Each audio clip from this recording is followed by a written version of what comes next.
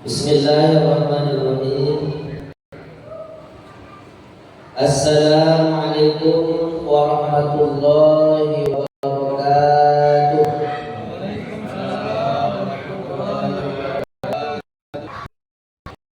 Alhamdulillahi rabbil alamin. Wassalatu wassalamu ala asyrafil anbiya'i wal mursalin wa ala alihi wa sahbihi ajma'in. Subhanaka la ilma lana illa ma 'allamtana innaka antal alimul hakim.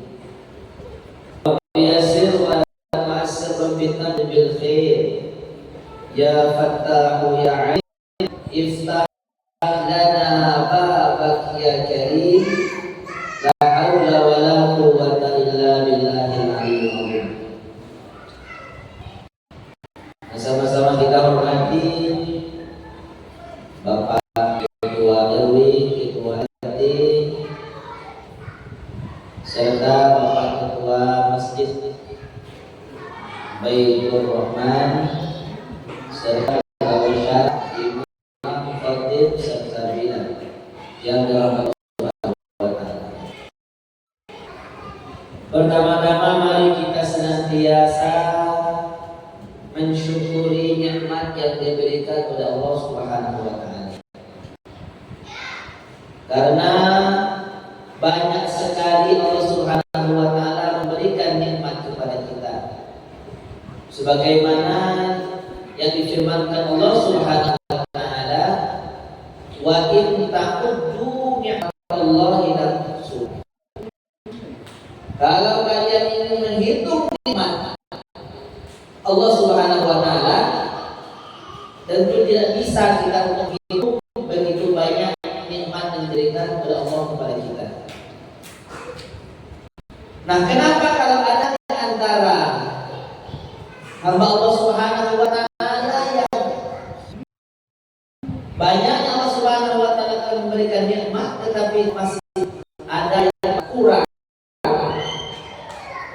itu tidak lain bukan karena tidak ada nikmat Allah, melainkan karena tidak mensyukuri nikmat Allah Subhanahu wa taala. Allah Subhanahu wa taala berfirman, "A'udzubillahi minasyaitonir rajim. La in syakartum la azidannakum kafartum inna adzabi lasyadid." Kalau kalian mensyukuri nikmat Allah Subhanahu wa taala, maka akan aku tambah. Dan apabila dan jika kalian kumpul terhadap nikmatku, sesungguhnya aku sangat sulit. Maka ulama mentafsirkan makna la'azanakum di sini. Memang kalau kita mensyukuri nikmat Allah tersebut, Allah tambahkan lagi. Inilah azizanakum. Kemudian sebagian ulama juga mentafsirkan aku tambah, artinya apa? Hanya orang yang bersyukur saja yang merasa puas, mendapat kepuasan dari nikmat Allah Subhanahu wa taala. Orang yang tidak bersyukur tidak akan merasakan kepuasan, lalu malah kekurangan daripada nikmat Allah Subhanahu wa taala. Ini makna la azidannakum di dalam Al-Qur'an tersebut. Jadi mudah-mudahan kita semuanya senantiasa mensyukuri Allah Subhanahu wa taala, senantiasa mendapatkan nikmat Allah dengan lisan kita mengucapkan alhamdulillah, alhamdulillah. Ini secara langsung sudah mengajarkan jiwa kita, diri kita untuk merasa puas dengan nikmat Allah. Kemudian mari kita bersolawat untuk Nabi kita Muhammad sallallahu alaihi wasallam dengan lafaz Allahumma Sayyidina Muhammad wa ala ali Sayyidina Muhammad. Terutama kita diperintahkan oleh Rasulullah SAW untuk membanyakkan sholawat pada malam ataupun hari Jumat. Nah, malam ini malam Jumat ataupun siang Jumat, ini ada hadis khusus dari Rasulullah untuk membanyakkan sholawat ataupun pada siang Jumat. Maka kalau kita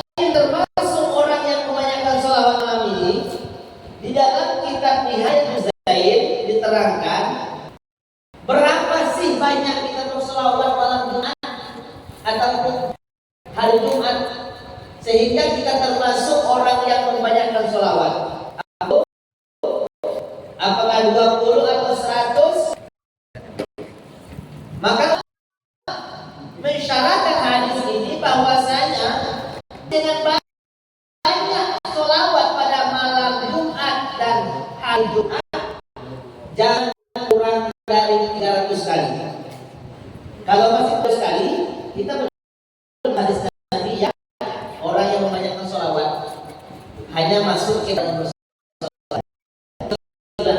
300 kali ke atas, maka kita sudah termasuk mengikuti anjuran Nabi, termasuk yang dikatakan Nabi membanyakkan sholawat pada malam ataupun siang Jumat. Sehingga ada hadis menerangkan perintah Rasulullah SAW untuk membanyak sholawat pada malam dan siang Jumat.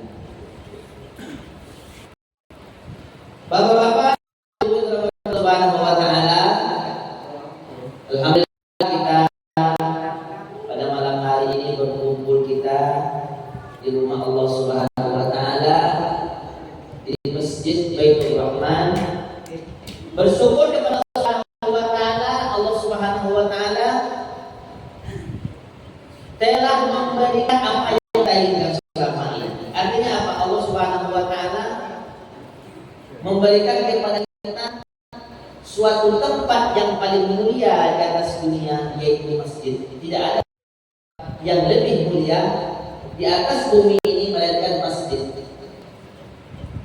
Musola sebenarnya ada dalam Quran, ada juga dalam Al-Quran. Allah mengatakan wattakhidhu min maqami Ibrahim musalla. Masjid juga. Nah, bagaimana musola dan masjid? Maka ketika kami belajar dulu, kalau sudah kita mendirikan masjid, maka wajib kita untuk mensyiarkan masjid tersebut.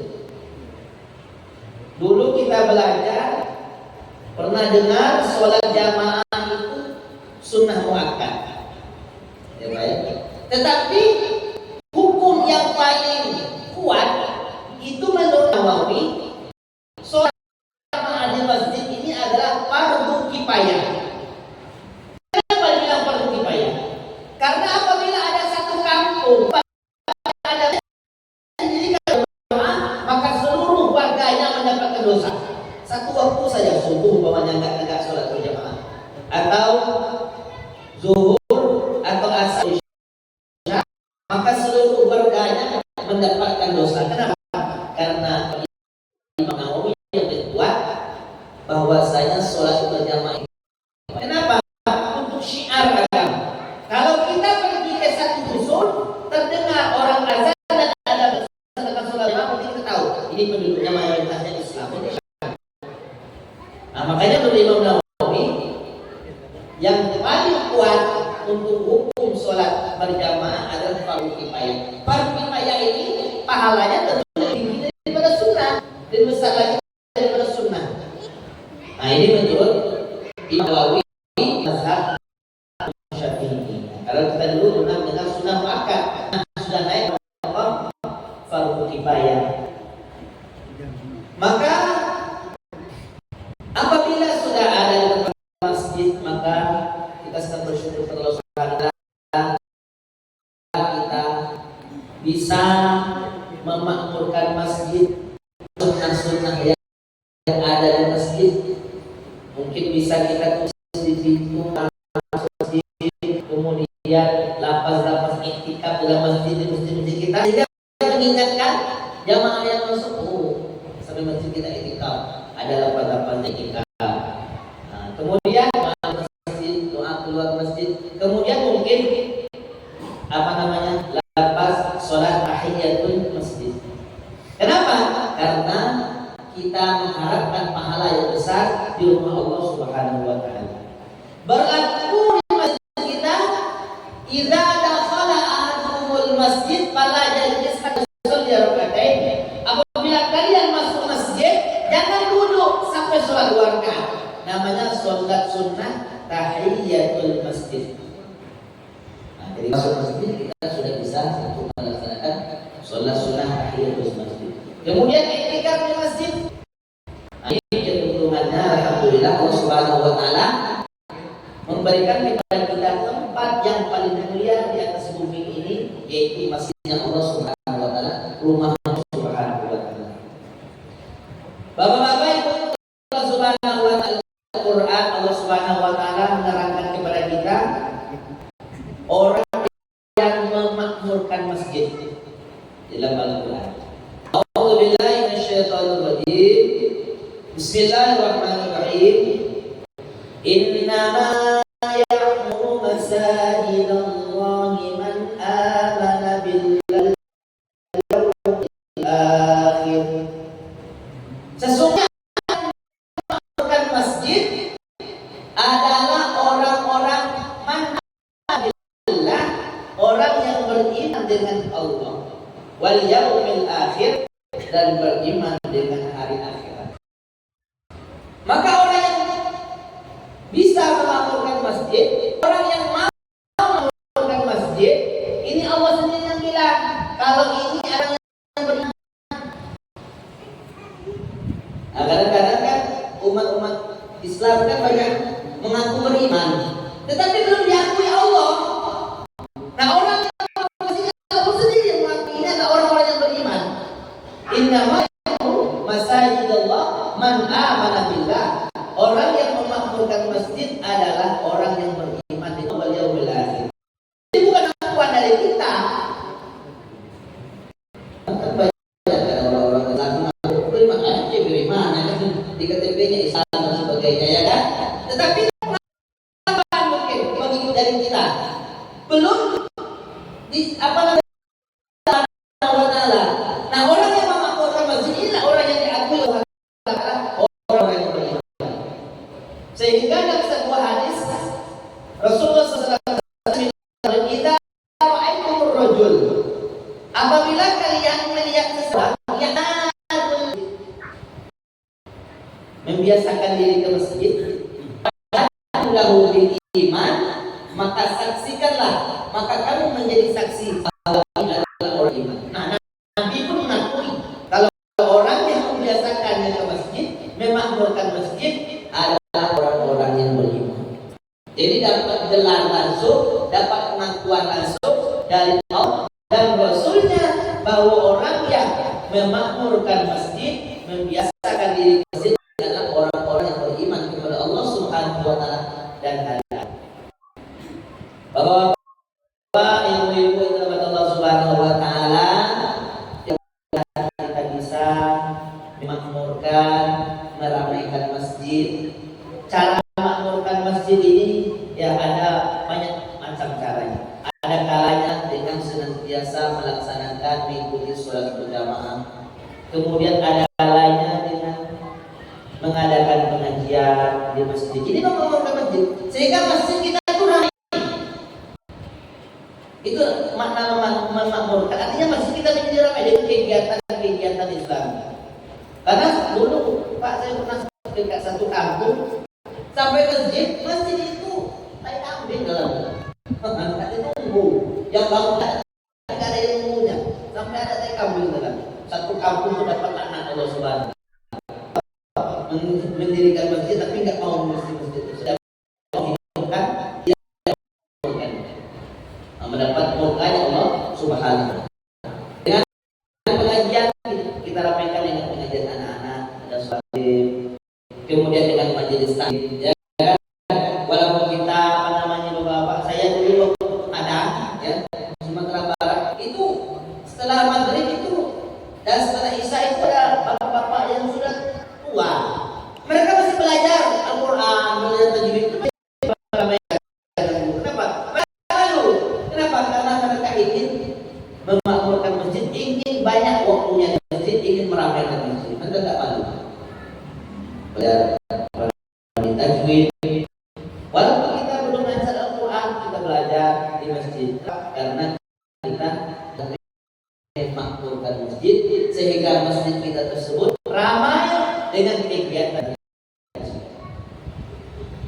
Dalam sebuah hadis Rasulullah SAW bersabda, Bismillahirrahmanirrahim, ala adullukum ala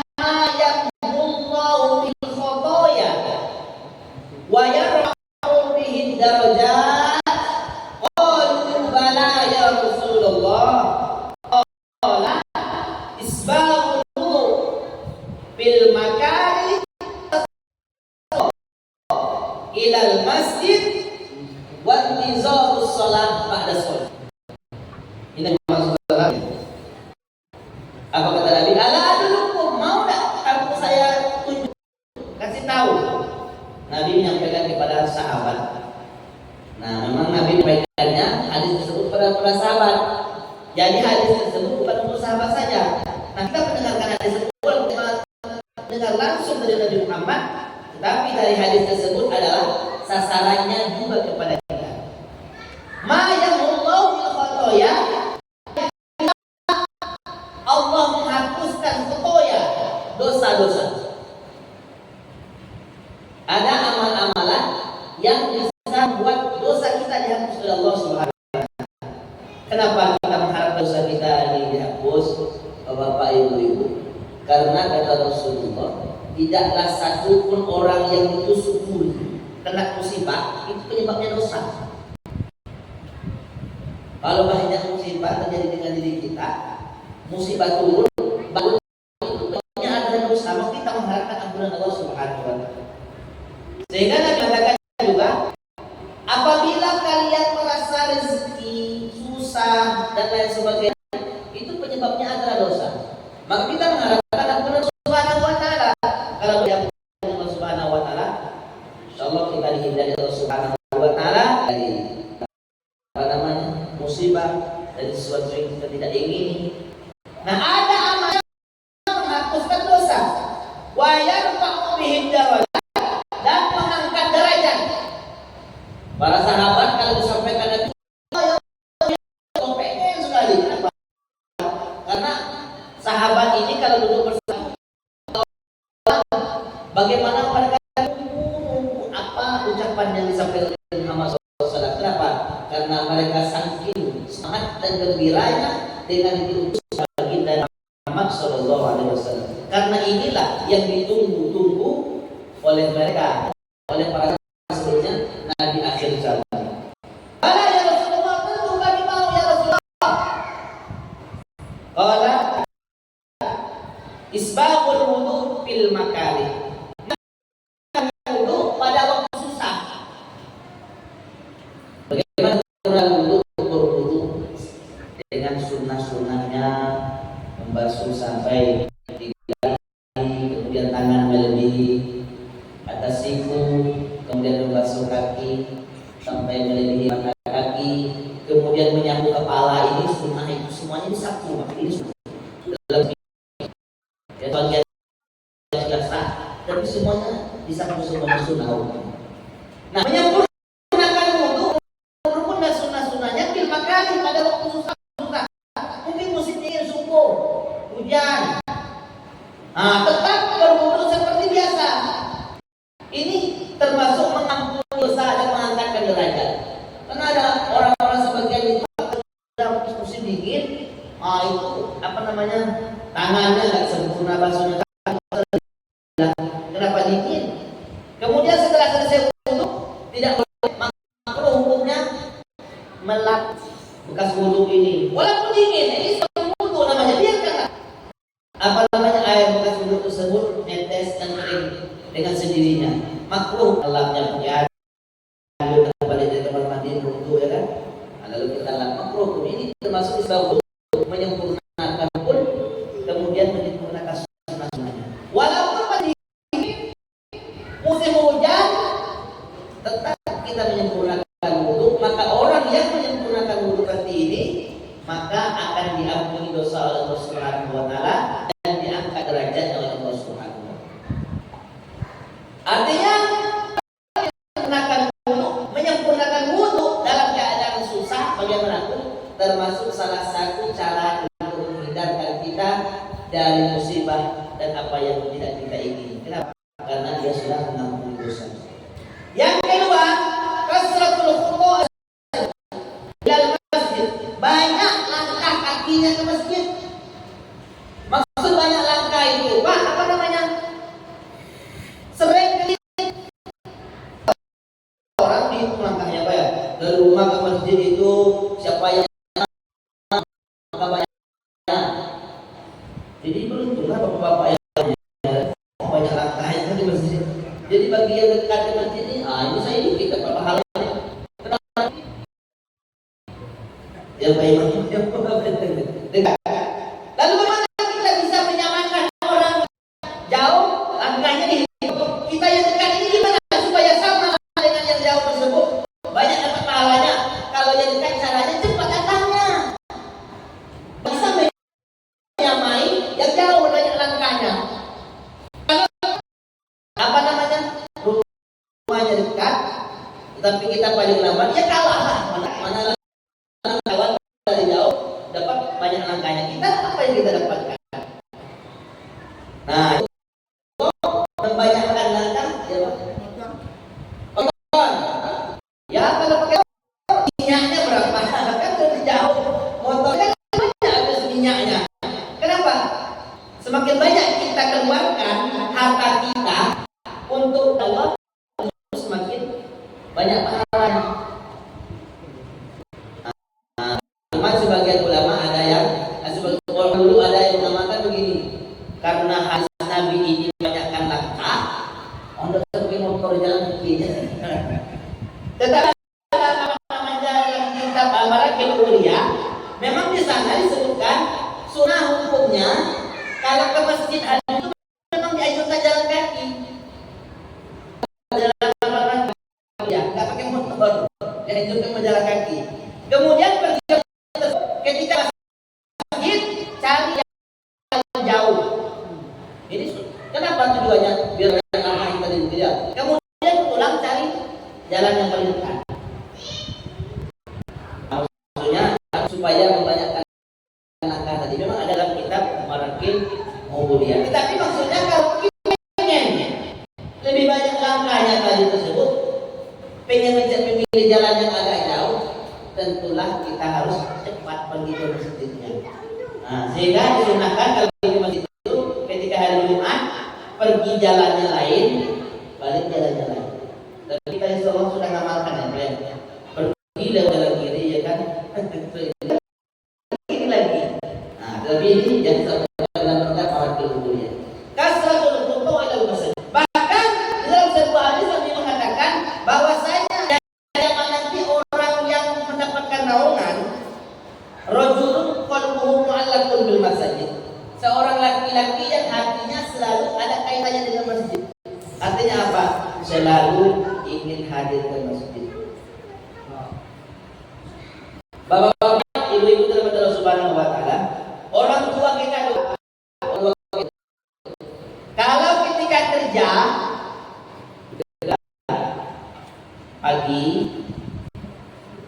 sudah dekat zuhur dia bilang begini, nah kita stop dulu gawe kerja karena bentar lagi masuk waktu zuhur. Bingung orang dulu. Bedanya dengan orang sekarang apa? Orang sekarang kalau ketika mau datang waktu sholat, dia bilang begini, kakek bilang sholat tanggung kerja kita dia. Nah itu bedanya. Nanti bilang sholat lagi tanggung. Dikit lagi, selesai nanti baru sholat. Itu beda orang dulu dengan orang sekarang. Kalau orang dulu ketika kerja mau datang ke sholat, stop kerja kita nih, kita bentar lagi sholat. Istirahatnya karena mau menyambut sholat. Orang sekarang kebanyakan kadang-kadang lagi ada kegiatan sebagainya. Lanjut apa nanti aja? Lanjutlah tanggung kan? Nah, orang sudah sholat ini. Nah, kenapa? Makanya orang-orang dulu itu walaupun ekonominya biasa-biasa saja, luar biasa diberikan keberkahan oleh Allah Subhanahu wa taala. Jadi kasratul khutuwa ila masjid. Artinya apa? Kalau kita sering datang ke masjid, maka ini adalah salah satu untuk mengampuni dosa kita, mengangkat derajat kita di hadapan Allah Subhanahu wa taala. Artinya orang yang sering datang ke masjid menghindarkan dari berbagai macam musibah dan Allah Subhanahu wa taala akan mengangkatkan derajat. Intizarus shalah pada shalah, menunggu salat setelah masuk amalan yang bisa mengampuni dosa serta mengangkatkan derajat hadapan Allah Subhanahu wa taala. Bahkan saya mondok waktu di Kalimantan dulu, saya mendengar langsung Habib Salim Asy'ari bahasanya intizarus sholat nunggu waktu sholat datang itu dihitung pahala sholat. Nah, tadi kan kita berjamaah di masjid ya. Lalu kita duduk nih nunggu waktu sampai sah. Nah, hampir mungkin 1 jam atau ya hampir 1 jam kita nunggu menjelang masuk waktu isya, maka menunggu kita selama 1 jam ini di sholat. Luar biasa kalau ada orang yang sholat sampai 1 jam. Nah, sedangkan kalau menunggu waktu sholat dihitung pahala sholat. Makanya di zaman Nabi Muhammad SAW, sahabat namanya Sayyidina Sa'ban itu selalu orang masuk masjid menunggu datangnya sholat. Nah, masuk masjid, dia sholat tahiyatul masjid, kemudian duduk di paling ujungnya masjid. Kenapa? Karena menunggu masuknya waktu sholat. Ini luar biasa pahala menunggu datangnya sholat. Kadang-kadang kita ini sholat mendatang kita lagi sibuk Allahu Akbar, kita nggak nunggunya. Tapi kalau orang dulu begitu, mereka menunggu datangnya sholat. Jadi sholat menunggu waktu datangnya sholat itu pada sholat. Selesai sholat isya, selesai sholat maghrib mungkin kalau balik rumah, ya kan? Nanti ke masjid, ada berat. Mendingan di masjid aja. Ramai kan masjid setiap malam kita dari maghrib ke isya kita dulu di masjid Al-Quran, kemudian sambil belajar sebagainya, karena dihitung pahala sholat dengan Subhanahu wa Ta'ala. Kemudian dihitung lagi apa? Berniat untuk iktikaf di masjid kita ini. Maka kita termasuk orang-orang yang dikatakan Subhanahu wa Ta'ala man amana billah yaumil akhir, orang yang beriman dengan Allah dan hari akhirat. Bapak-bapak yang dimuliakan Subhanahu wa Ta'ala, jadi demikian saja pengajian kita. Semoga Allah Subhanahu wa Ta'ala menjadikan kita orang-orang yang dapat memakmurkan masjid. Bahkan saya dengar kata-kata orang tua dulu, cuma hadisnya saya tidak ketemu. Ketika di akhirat besok katanya itu terbang. Nah, siapa yang rajin ke masjid masuk dalam keselamatan. Jadi hari kiamat dia ada hadis kita tidak ketemu kan? Ini termasuk motivasi aja. Kenapa? Orang yang senantiasa memakmurkan masjid tersebut berarti mendapatkan naungan ya di hari kiamat nanti. Kenapa? Artinya senantiasa memikirkan masjid. Jadi memang masjid kita senantiasa memikirkan kepentingan-kepentingan yang ada di masjid, sehingga apa yang kita infakkan tersebut menjadi amal jariah bagi kita di masjid ini. Mudah-mudahan Allah memberikan manfaat. Amin ya rabbal alamin. Subhanallahumma wa bihamdika